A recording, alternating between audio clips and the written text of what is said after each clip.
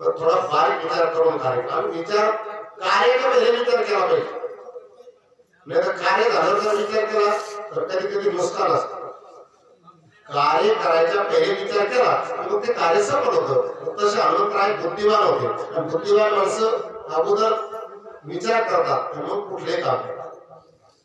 कोण बुद्धिवान आणि ज्याची बुद्धी कमी पडते तो अगोदर काम करतो आणि नंतर मग एखादी गाय गेली मला गुराखीचा एखादा गुराखीचा आपण ढोरा घेऊन गेला आणि होता सांगतो पटकन लक्ष देण्यासाठी एखादा गुराखी ढोरा घेऊन गेला आणि ढोरा घेऊन गेल्यानंतर एखाद्या शेजारी हिरवागार माल आहे आणि एखादी गाय त्या मालात गेली.